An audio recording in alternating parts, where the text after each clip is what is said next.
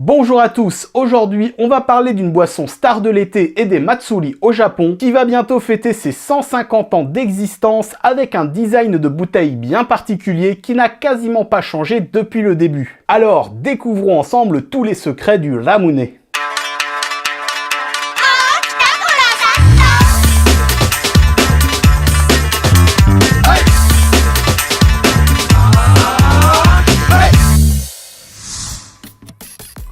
Commençons par le commencement avec cette fameuse bouteille et son ouverture à billes. Elle est appelée Cod Neck Bottle en référence à son créateur Harin Cod. Comme vous pouvez le voir, le principe est finalement assez simple. On a un goulot en plastique, un petit joint et la fameuse petite bille.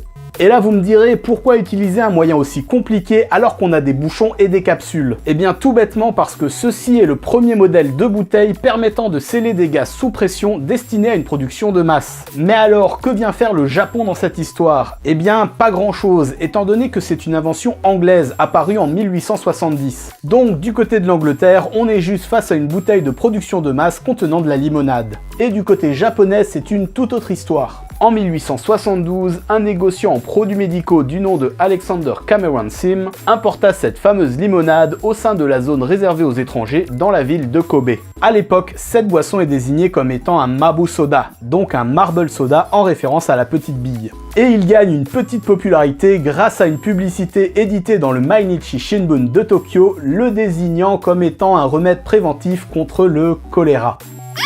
C'est à partir de 1876 qu'une production débute au Japon et que la boisson prend le nom de Ramune. Bon, on va pas se le cacher, ils ont essayé plusieurs autres noms comme Lemonade, mais c'est finalement Ramune qui était beaucoup plus simple qui eut un réel succès. Gardez aussi à l'esprit que ce que l'on appelle Ramune, c'est une limonade dans cette bouteille spécifique. Si vous allez au Japon et que vous prenez de la limonade dans une bouteille, ça s'appelle juste Saida. Au fil du temps, de nombreuses saveurs sont venues étoffer la gamme avec des goûts plus ou moins spéciaux. On a bien sûr des goûts assez classiques comme banane, melon, pomme ou thé vert, d'autres avec des goûts je dirais un peu plus japonais comme sauce takoyaki ou wasabi, et d'autres saveurs un peu plus mystérieuses comme la disco dance. De mon côté, je reste attaché à la saveur originale, et vous, quel est votre préféré? Sur ce, kanpai. Bon alors y a rien de compliqué, hein, faut pousser, et surtout faut rester appuyé. Ah, ça coule. Hop.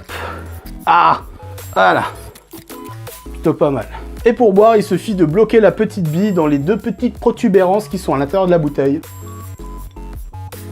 Bon, ça reste une boisson très drôle à boire, mais vraiment pas pratique. Sur ce, matane!